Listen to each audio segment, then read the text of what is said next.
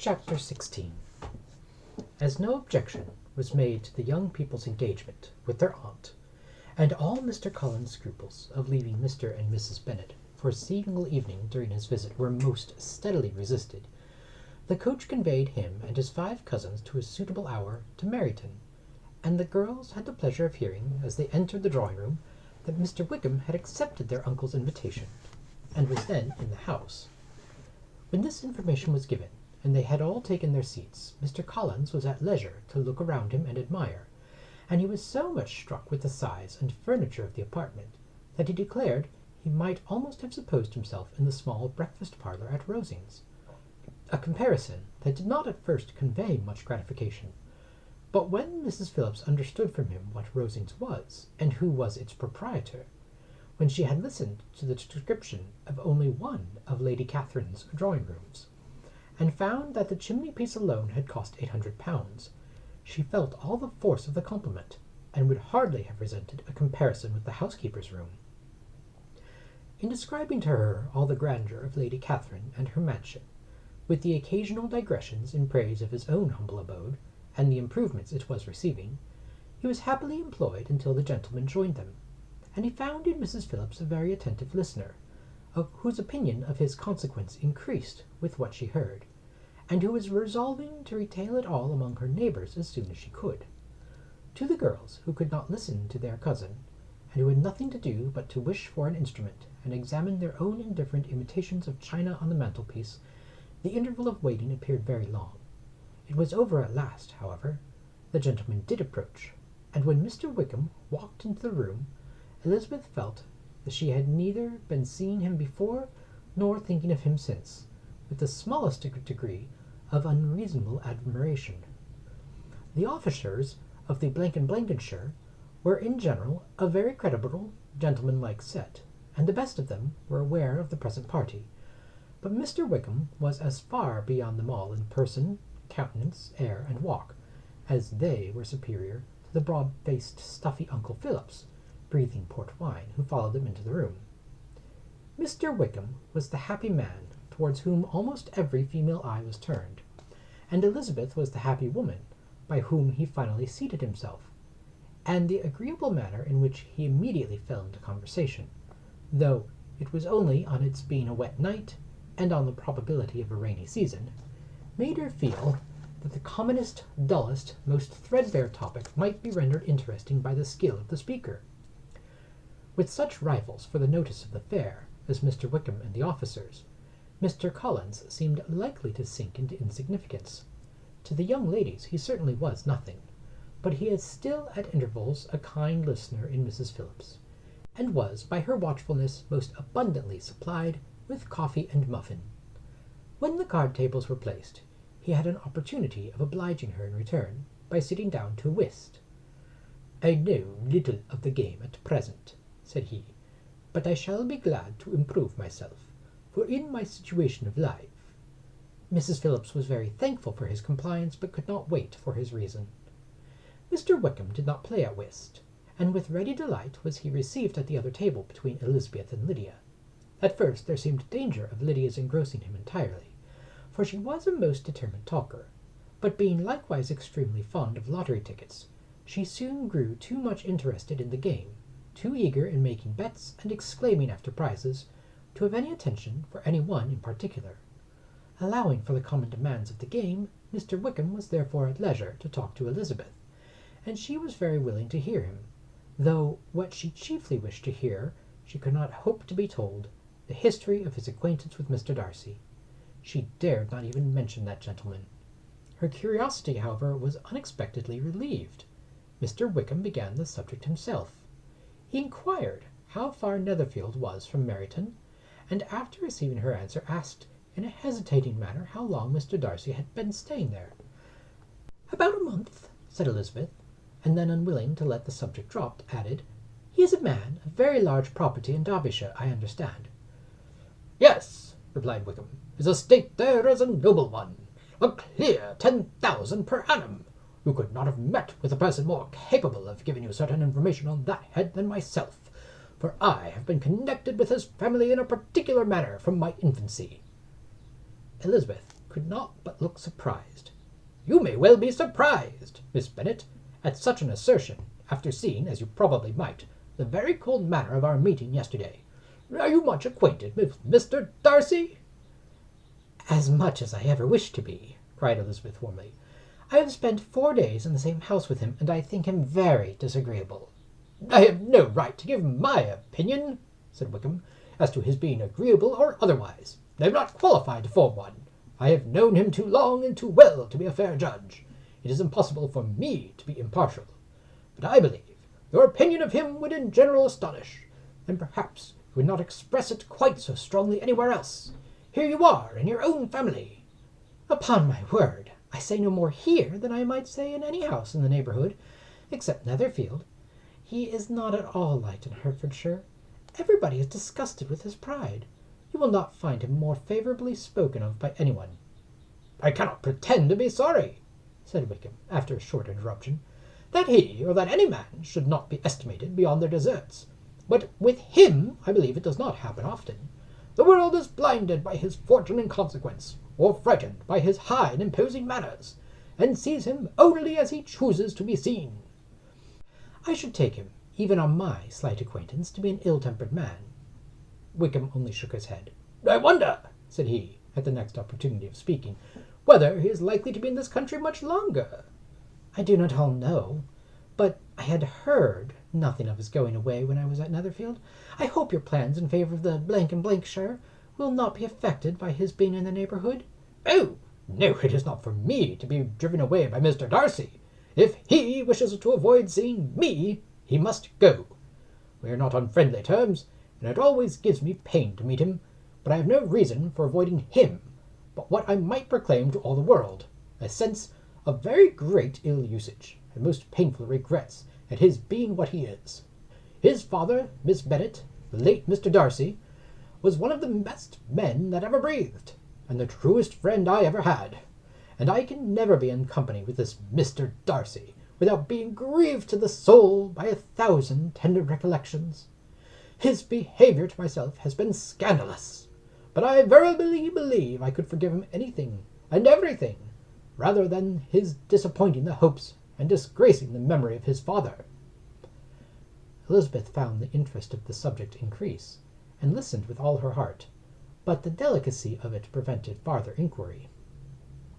Mr. Wickham began to speak on more general topics, Meryton, the neighbourhood, the society, appearing highly pleased with all that he had yet seen, and speaking of the latter especially with gentle but very intelligible gallantry. "It was the prospect of constant society, and good society," he added, "which was my chief inducement to enter the shire. I knew it to be a most respectable, agreeable corps, and my friend Denny tempted me farther by his account of the present quarters, and the very great attentions and excellent acquaintance Meryton had procured them. Society, I own, is necessary to me. I have been a disappointed man, and my spirits will not bear solitude. I must have employment and society. A military life is not what I was intended for, but circumstances have now made it eligible. The church ought to have been my profession. I was brought up for the church, and I should at this time have been in possession of a most valuable living, had it pleased the gentleman we were speaking of just now." "Indeed?"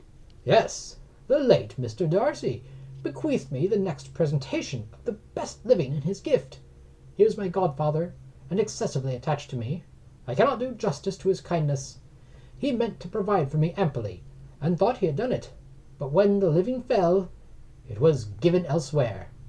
"Good heavens!" cried Elizabeth. "But how could that be? How could his will be disregarded?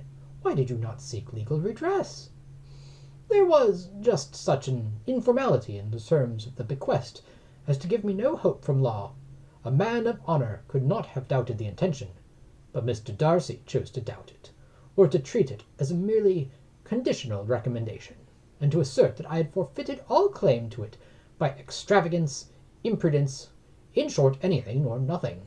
Certain as it is that the living became vacant 2 years ago, exactly as I was of an age to hold it, and that it was given to another man, and no less certain is it, that I cannot accuse myself of having really done anything to deserve to lose it. I have a warm, unguarded temper, and I may perhaps have spoken my opinion of him, and to him, too freely.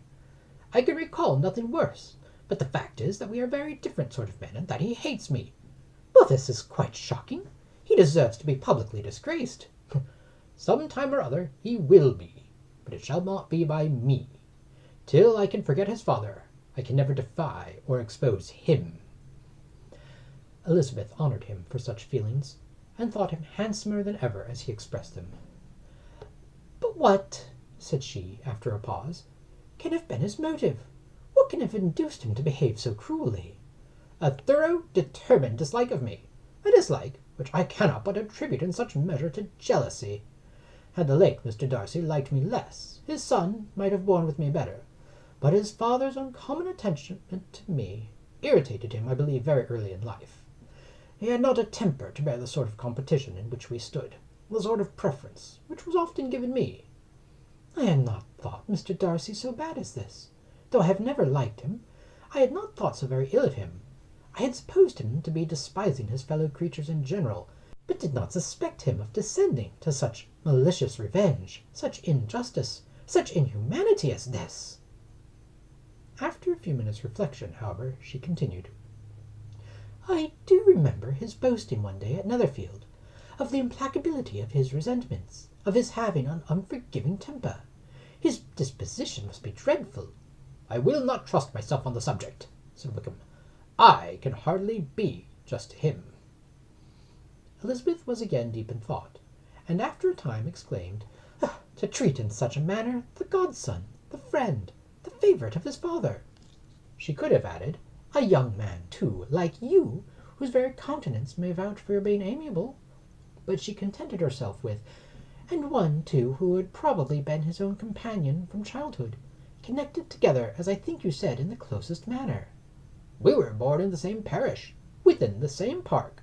The greatest part of our youth was passed together, inmates of the same house, sharing the same amusements, objects of the same parental care.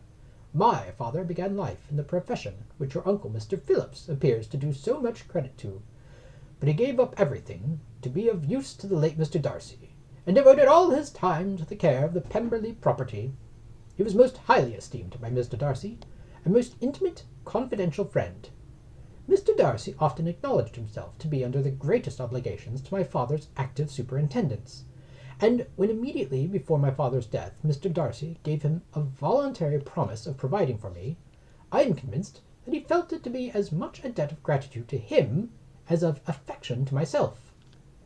"How strange!" cried Elizabeth. "How abominable! I wonder if that the very pride of this Mr. Darcy has not made him just to you, if from no better motive, that he should not have been too proud to be dishonest, for dishonesty I must call it." "It is wonderful," replied Wickham, "for almost all his actions may be traced to pride, and pride has often been his best friend. It has connected him nearer with virtue than any other feeling. But we are none of us consistent, and in his behaviour to me there were stronger impulses even than pride." "Can such abominable pride as his have ever done him good?" "Yes, it has led him often to be liberal and generous, to give his money freely, to display hospitality, to assist his tenants, and relieve the poor. Family pride and filial pride, for he is very proud of what his father was, have done this. Not to appear to disgrace his family, to degenerate from the popular qualities, or lose the influence of the Pemberley house, is a powerful motive. He also has brotherly pride, which with some brotherly affection makes him a very kind and careful guardian of his sister, and you will hear him generally cried up as the most attentive and best of brothers." "What sort of a girl is Miss Darcy?" He shook his head. "I wish I could call her amiable. It gives me pain to speak ill of a Darcy. But she is too much like her brother, very, very proud. As a child she was affectionate and pleasing, and extremely fond of me, and I have devoted hours and hours to her amusement. But she is nothing to me now.